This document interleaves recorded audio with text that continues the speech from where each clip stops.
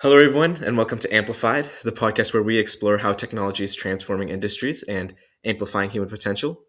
I'm your host, Isha Majumdar, a high school junior passionate about how innovation and AI can drive a positive change in our world. Today, I'm incredibly honored to welcome Dr. Sonia Vasudevan. Vasudevan is a professor at Georgetown University Medical Center and the founding director of the world's first master's program in systems medicine. Her work is at the absolute cutting edge of how we understand disease, moving away from the one size fits all model towards more personalized, data driven approach. Of course, with a background spanning structural biology, bioinformatics, and drug discovery, Dr. Vasudevan is leading the charge in using AI to decode the complex networks of the human body. In our conversation today, we'll be exploring how AI and systems medicine are fundamentally changing the way we treat diseases and the challenges of working with massive biological data and why the future of medicine is networked. Thank you so much for joining me today. Thank you for having me. It's a pleasure to be here and share what systems medicine is. Absolutely. Before we dive into the technical side, I'd love to start with your, personal journey. You've worked with Nobel laureates and built a world first academic program from scratch, of course. What originally sparked your interest in the intersection of biology and informatics? Yeah, a great question. So, I am actually a physicist by training. So, my expertise is in structural biology and drug design. So, I started off as a physicist and then I moved to doing a PhD in biophysics. That's when I started seeing the intersection of biology and physics. Hmm. And then I moved to the Scripps Research Institute. I did my PhD in Toronto, Canada, where Yeah, I looked into cancer research. And then I moved to Scripps Research Institute in San Diego, California, where I looked at proteins implicated in blood coagulation. So, at every step of my way, I started exploring other aspects of sciences because everything is interdisciplinary, and at the end of the day, everything has to follow the laws of physics. So, I explored some proteins involved in blood coagulation and thrombosis.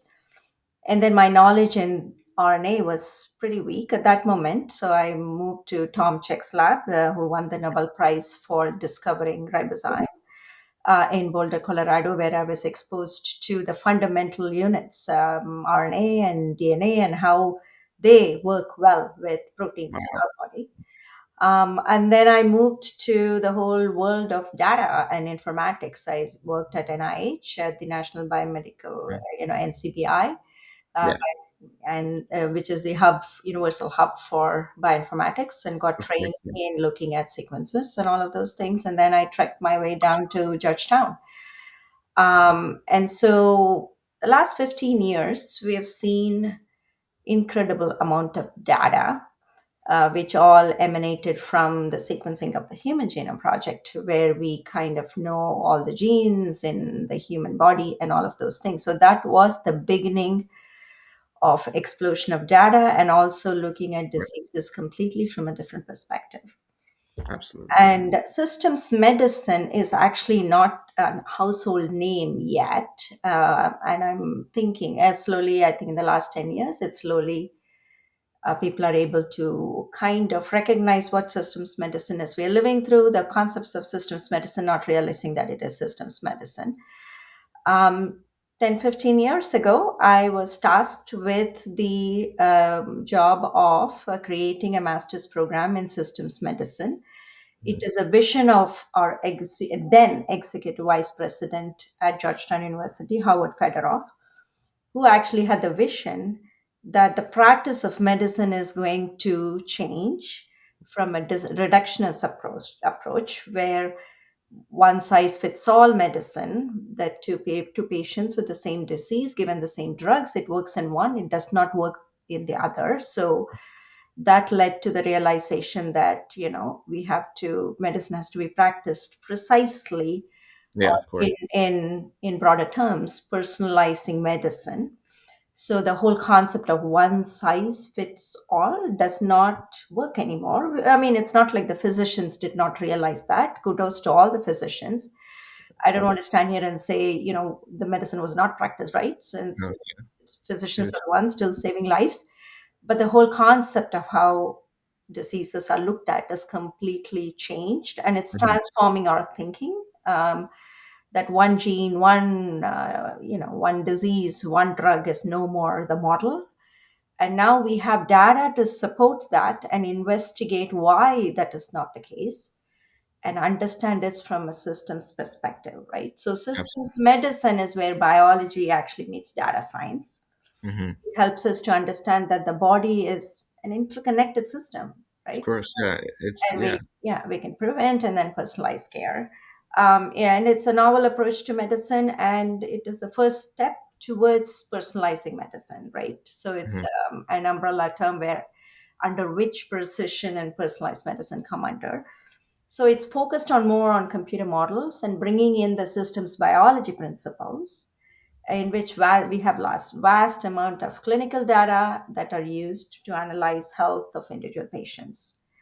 And so it's pretty much, to summarize, as you stated earlier, it's one size does not fit all, Hmm. is what systems medicine is all about. And investigating and putting things together in a systems perspective is what systems medicine is all about. And the goal of creating the program was to, teach this thinking so that physicians and next generation of biomedical scientists and physicians are trained with the knowledge of all of this data and how we can put all of this data together.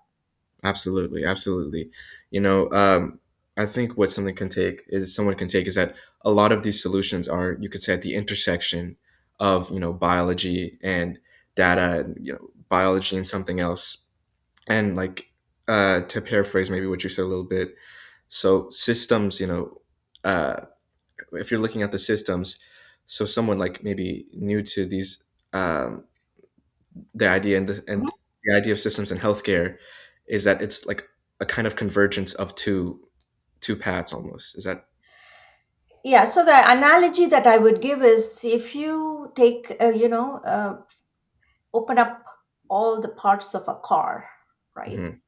And each one, there's lots of screws, different types of screws, different types of, in the engine and whatever it is, right? So the car is not going to function if even one screw is missing.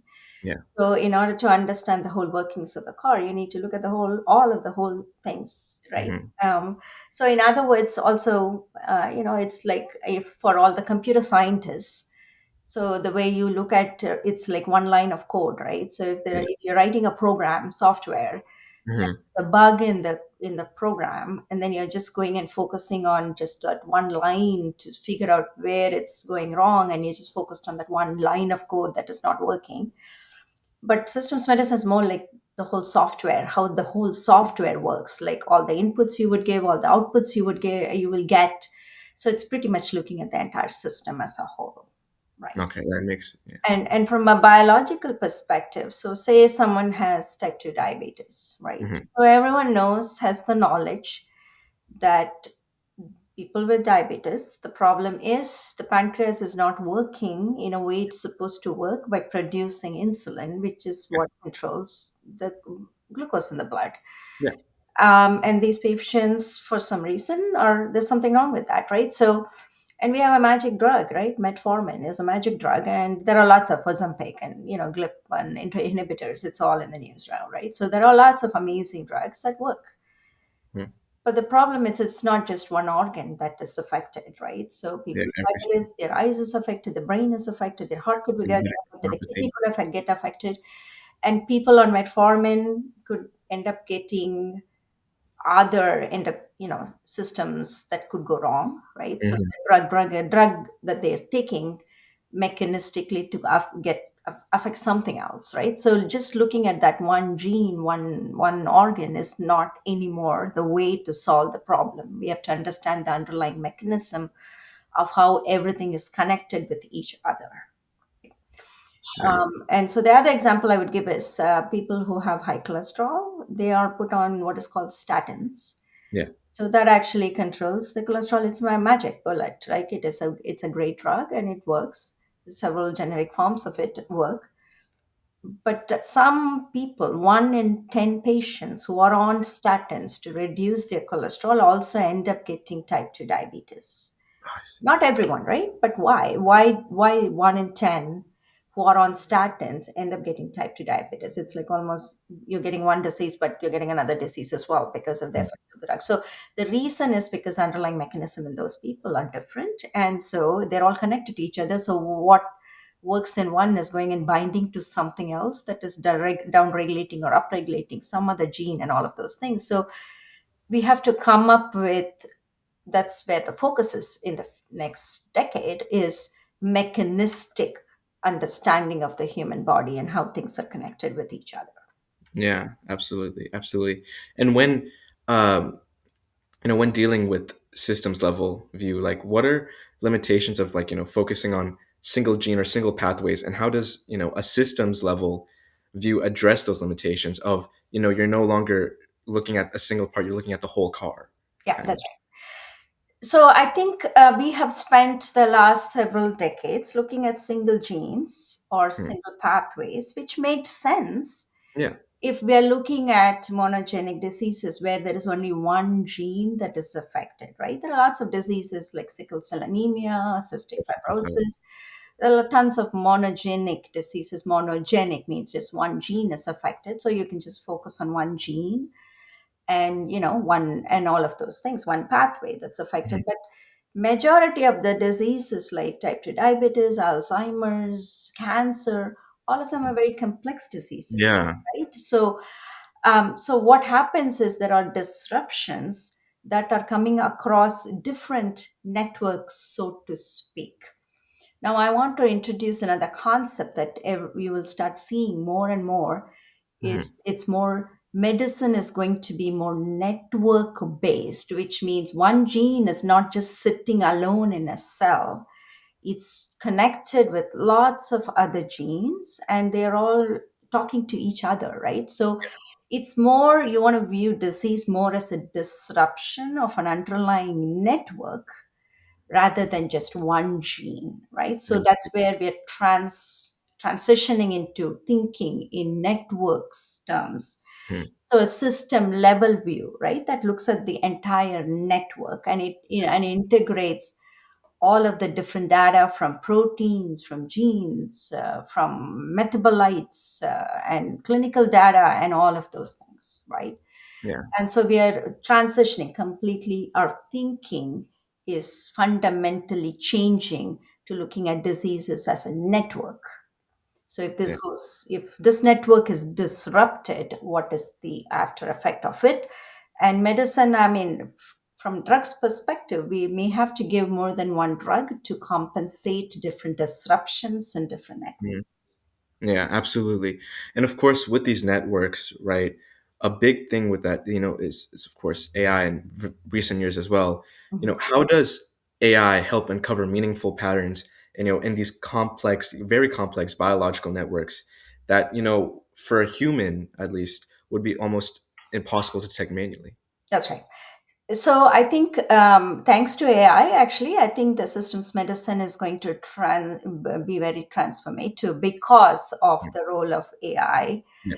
and the machine learning, of course, machine learning approaches, right? So it's all about looking at patterns. So when we look at data, we are not just looking at one dimensional data. We are looking at when we have to integrate and look at a disease, we have to look at all the layers of omics, so to speak. So you have to look at the proteomics data, you have to look at the genomics data, we have to look at the metabolomics data, transcriptomics data, and we have to look at clinical data as well, right? Their vital signs, and then now there is another layer that is getting the focus right now is the microbiome. So as I'm not Mhm. sure if you're familiar with microbiome, we all live with lots of bugs inside us. We have lots of Mhm. bacteria, we have lots of fungi, we have lots of viruses, and all of those things. These are actually helping Yeah. us and many functions, fundamental functions in the body. For example, we don't produce vitamin C, we don't produce vitamin D.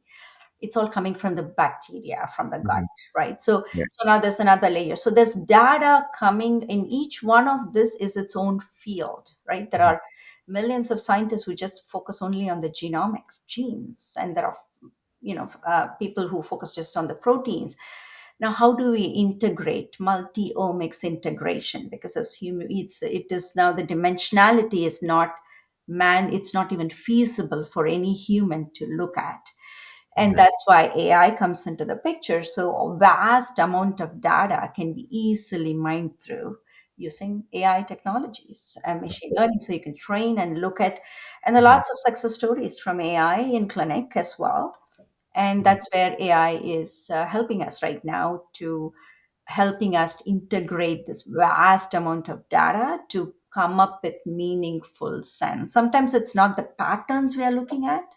We're looking at things that don't have a pattern too, right? Mhm. That's not something that we can surf through. Human brain cannot do that in multidimensional. We cannot think in multi dimensions. Absolutely, absolutely. You're dealing with very complex data of, unique patterns and that kind of thing. And you said that you've had many success stories. If possible, could you give maybe a small example of small example of this? So application of AI, right? In fact, I Mhm. even wrote it down so that I don't forget, right? So I think one of the main applications is in the field of looking at imaging. Mhm. So even Imaging. That's images. breast images, right? So in fact, there was an article that was recently published. I don't remember the numbers. I think Mhm. people can go to follow Eric Topol. He's at Yeah, Scripps. I'll put it on the screen as well right here. Yeah, so I think that there are lots of examples. So one example that recently um, Georgetown actually showed a Mhm. success story from within Georgetown, is how AI driven imaging tool has been developed for assessing strokes. That Mhm. was launched earlier this year at Georgetown University by a scientist, developed by scientist Mhm. Dr. Turkey Taub, Andrew DeMarco. Mhm. They have come up with a tool, and others as well. I may not be actually naming all the people involved in that. Mhm. This is actually this is a first of its kind AI driven brain imaging platform that was launched at Georgetown, and it is expected to revolutionize the way stroke recovery research is conducted. Right. Stroke recovery. So they can scan MRI images to automatically identify strokes, the type and the location, and they have done it for approximately 5,000 acute stroke cases, right? Mhm. That were seen at our hospital, MedStar, Yeah, Georgetown systems. So I believe that this tool can revolutionize certain treatments and also to improve recovery absolutely. for people with that stroke. So this is one of the examples, but there are lots of other examples. Imaging is where it is.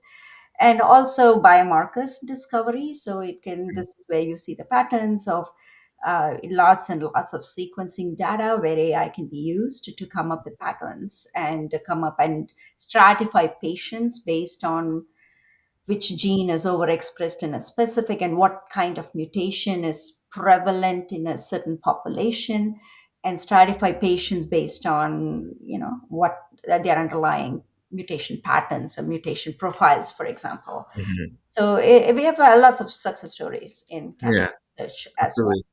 Yeah, and the stroke story is actually one of the, it's one of the very few cases where it's in recovery. That's right. Um, I've done some work in, analyzing, oh, does this in diabetic retinopathy, Hmm. looking at eyes and fundus image and see Hmm. um, what is like how bad is it basically? What is the level of diabetes can we analyze from just their eye, but seeing something where you're analyzing the brain and seeing, okay, how can they recover after the stroke has happened? That's something pretty new to me, if I'm being honest. I Oh think yeah, that's yeah. That's actually very true. In fact, the systems medicine program, one of the cornerstones of the program is that the students are exposed to a semester long or mandated to do a semester long research. Mhm. And one of our students is actually working with developing an agentic AI workflow for patients with eye diseases, actually. Wow. So we are heading in the right direction, and of course there are lots of downsides to AI too, which I don't want to bring up at the moment, but No, uh, we'll it- definitely it- talk about that as well. That's yeah, it's a so we have to huge be aspect of mindful. it. well. And you, of course, you're talking about genomics, proteomics, all omics. What are the biggest challenges in integrating, very different heterogeneous data sources like, genomics and then proteomics, and then of course clinical records, right? Mhm. Like you were saying earlier, into, a unified systems level model. Yeah. So, so right now we are at a stage where we are trying to figure that out. There Hmm. are very few tools that are available that integrate. It doesn't integrate all of the data into one. So, but at least we have some tools which integrate at least three dimensional. So we can have three different types of data like proteomics, genomics, metabolomics. We are able to integrate that. There are some tools that have been developed. Omics Net Yeah, of course. is one of them, but so that's where we are still trying to figure that out Hmm. at the moment. Of course, we are building machine learning models for doing just that, Hmm. and I think very soon, I think we will be able to integrate all of those different types. But the problem is not just integration is the problem, but the data itself is heterogeneous. Each Hmm. of the data types itself is heterogeneous and they're not normalized. And each of the data is using different platforms by which data is generated, right? So we have to come up with a normalization of figuring out what does a p-value in this genomic data mean compared Hmm. to the statistical significance of the same thing from a different kind of data. Yeah. So I think a lot of normalization has to happen. So it's beyond the scope of my brain, but there are brilliant Yeah. scientists out there that are using AI and actually coming up with data integration models Yeah. for several of these. And this is might be a question you might not be suitable, but if for medical records, are you using things like NLP? Because of course these are written language, right? It's not. It's a little bit different from, I believe, Omnics data, where it's more genomic, like codons and that kind of thing. Is that correct? So the clinical data EHRs itself is completely another story, right? So there are lots of natural language processing models at the moment Sure. to actually pull all the text mining. So text mining has been the tools have been developed for the last 10 years. And so Yeah. right now, I think that we are at a stage where we do have pretty good NLP tools. But then integrating all of that data, building all of that data, and integrating that with omics, we are making progress. But then we're also, have to wait because there are so many EHR Mhm. softwares out there. So Epic and Cerner and Centricity, there's so many of those. And Mhm. so interoperability becomes a big issue. First, we have to solve that problem of interoperability, and then physicians have to start collecting all of this genomic data and adding it Yeah. to the electronic health records of the patients. Yeah. It is being done at the level of pharmacogenomics at the moment, Mhm. but the entire sequencing data, mutation data, all of that is still needs to get into the EHR. So for that, we need to first make sure that the EHR system is stable across all health hospitals, so that one can talk to the other. But I think that we are making strides in that right now. And of course, with you making strides, I'm just curious a little bit about the timeline of this, right? How close are we to seeing these systems level AI models, meaningfully inform day to day clinical decision making?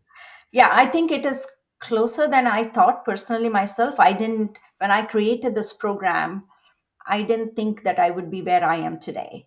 Hmm. So things are going pretty fast. I would say that things are um, really accelerated at the moment. So systems based AI changes are happening much faster than I anticipated. So I think within the next, I would say, couple of years, we are going to really be talking completely in a different language than what we are talking at the moment, where all of these bottlenecks is going to be solved because we're making lots of progress. Okay. And of course, these bottlenecks are things like, of course, complexity of data, and then integrating between platforms, between uh, different systems of. Is that right? Am I saying that? Yeah, yeah. So I think the I think we have to develop a tool that integrates all of this in one platform. And we do actually have systems and network tool that has just emerged in the last 1 year, which is called the When Drugstone, okay. developed by European groups that I collaborate with as well. And so I think that we are coming together really fast, and I think those are those kinds of tools, and with the help of AI, I think everything is going to be streamlined, where all of these omics data and the systems thinking and network models are going to be in practice actually very soon, Okay. the next year or two. Yeah, and of course, within the next year or two, when these processes are streamlined and everything like that, in what way can systems-based AI speed up drug discovery or help us find us new users for existing patients and that kind of thing? Yeah, so that's actually already happening. I think we're making Already I mean, we are making huge strides in the drug discovery world. So that is something that that's my area of research. So now, of course, 10 years ago, you would think that we would need thousands more drugs to solve all the, all the diseases, to, cure all the diseases. But now, with more systems thinking and the network medicine approaches, we know that we don't need any more drugs because the systems are connected to each other. So, the whole concept of drug repurposing, which means a drug that's already been approved can be repurposed for another purpose, right? So, a drug that's approved for kidney cancer, for example, can be used for some other cancer. That's already happening at the moment. So, I think AI is going to speed up it. It is already speeding up, where it is able to figure out what are the drugs that are out there that can be mechanistically recycled for another disease purposes. So I think that we are at a very exciting point at this moment. And we also have lots of good tools to understand the physiology of these drugs. So everything is coming together. So I think we are already, drug discovery and AI is already matured at this moment in time. I think we have made lots of progress in that area already. Absolutely, absolutely. And it was kind of reminding, this is a little bit of a tangent, but I was speaking with Dr. Mitchell Drum of Case Western, and he was speaking on how, while looking at medication for sickle cell, Mhm, a company developing a pharmacology company, they're developing a drug, and they actually not accidentally, but repurposed the drug for sickle cell for another disease, I believe. I forgot the specific name, but it was related to the blood and kind of how it flows mhm, as to save money, mhm, because to developing two medications would have been extremely costly for them. So they developed one, which I believe I'm kind of butchering this because I don't have as much biology experience, but it would like cut off a specific pathway within sickle cell, mhm, and then it ended up solving both issues at once through this drug repurposing, mhm. which I think is very fascinating, of course. And drug repurposing is, as you know, is working only because of the whole concept of network medicine, right? Mm, So what we are doing right now is creating disease modules, right? mhm, So and there is an amazing publication, and actually the first of its kind that was published about 2 decades ago by Laszlo Barbasi, who's a faculty member at Northeastern in Boston, and Dr. Joseph Lascalzo. These are the leaders in the field of systems and network medicine, and they have already come up with many examples of how network medicine actually works. And they have really created the whole human disease module. So similar diseases are going to have similar underlying genes implicated in them, similar systems that are connected to each other are going to come up and going to form a network together. So just looking at those, we will easily be able to repurpose drugs, figuring out which drug is going to work because they're all going to be connected within the same network module. mhm. And so I think this is going to be seamless. I wouldn't say seamless. Nothing is seamless in science because biology is extremely complex. Diseases are very complex. But I think that the thinking is going in the right direction at the moment. Okay, of course, and you know, with the progress that's being made by many leaders, and of course you yourself, right? You're doing great work. Thank What emerging area within systems or network medicine excites you the most? Perhaps something like the microbiome, like you mentioned earlier, or predictive wellness, repurposing of drug. Like what do you think? So my interest is in drug repurposing because that's what I'm trained in, and also understanding the underlying mechanism of action of every one of these drugs, Hmm. and figuring out how do you come up with, so there is a drug that is, I don't even remember, I was actually preparing that. So there are lots of kinase inhibitors that are given for cancers.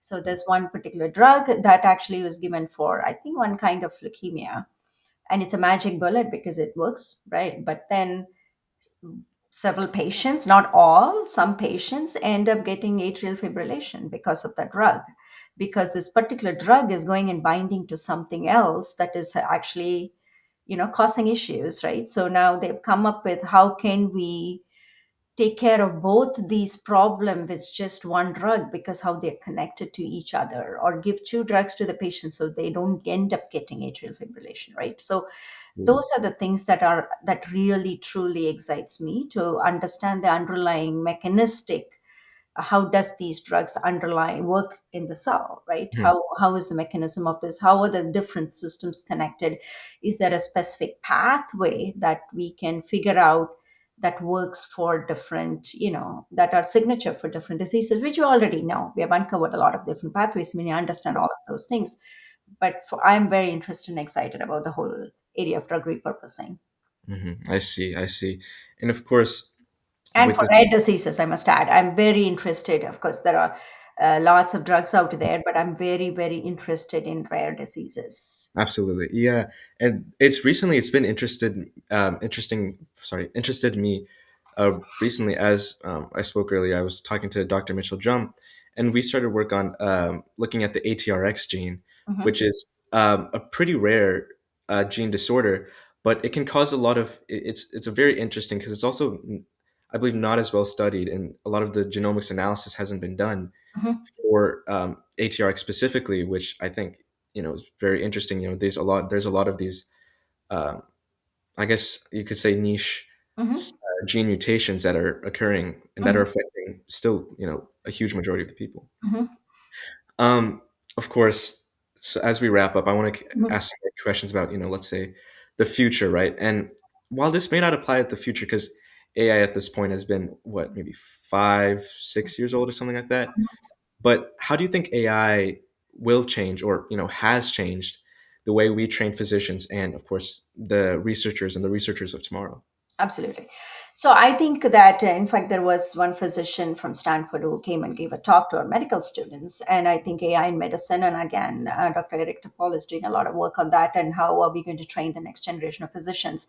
So I think the whole thinking of sitting in class and memorizing every single vein in your body and all of those things, and a lot of memorization doesn't need to go. I mean, medical school can, I mean, students don't have to go through that. Instead, they can intelligently use the AI system to understand the underlying, once a patient is there, and what are the symptoms and all of those things. So I think it's more from memorization medicine to more application oriented. So, of course, I'm not saying that AI is going to, or any of these tools, or is going to remove the need for human brain, because I'm one of those believers who AI is never ever going to replace human Yeah. brain.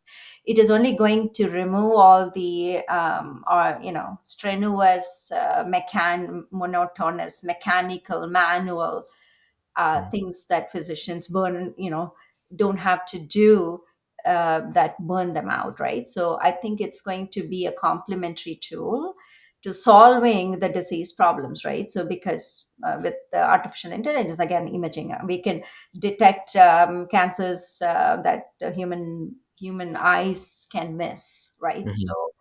So that way, I think, and the whole medical school curriculum needs to change, and I've been trying that even at Georgetown, where systems thinking is the way to go, and every physician should be trained to think in the systems way, and we should move away from looking at diseases from an organ, right? So I don't know when it's going to happen. It may not happen anytime soon, because that's a lot of changes that need to happen.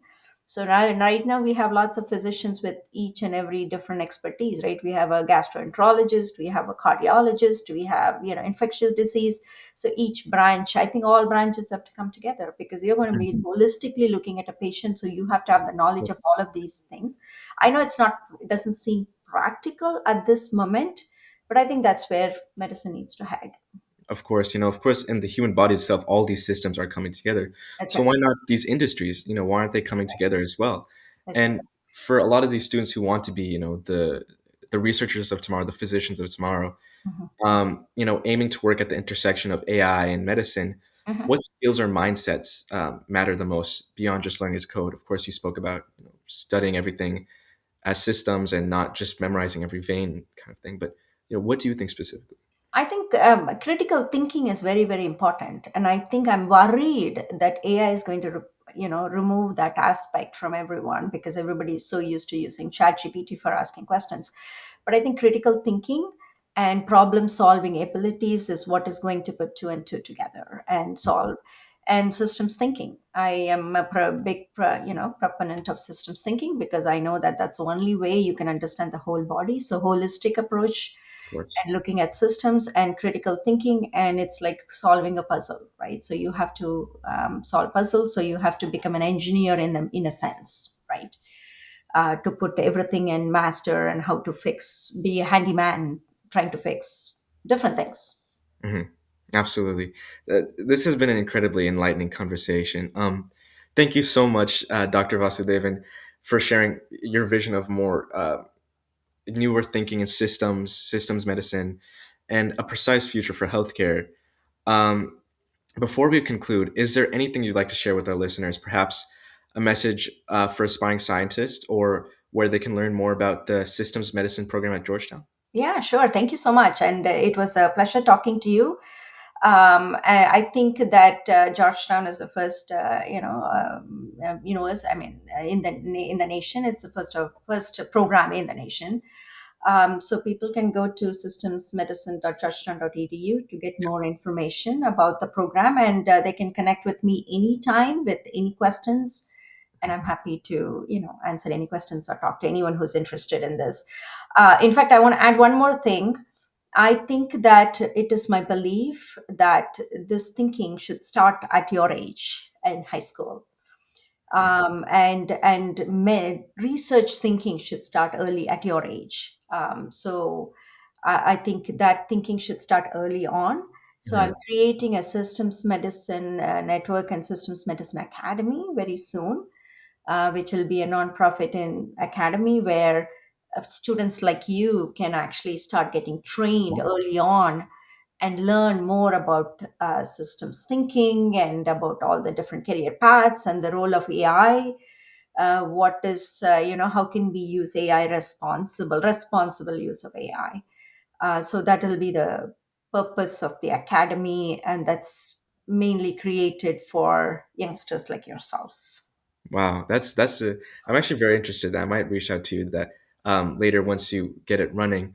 Yeah. And to our viewers, if you enjoyed this episode, please like and subscribe and stay for more. And if you have an idea for a new podcast, or if you yourself want to um, be on the podcast, or just any question, please send me an email at ishamajumdar@gmail.com. Thank you so much. Thank you. Bye bye. Have a good day.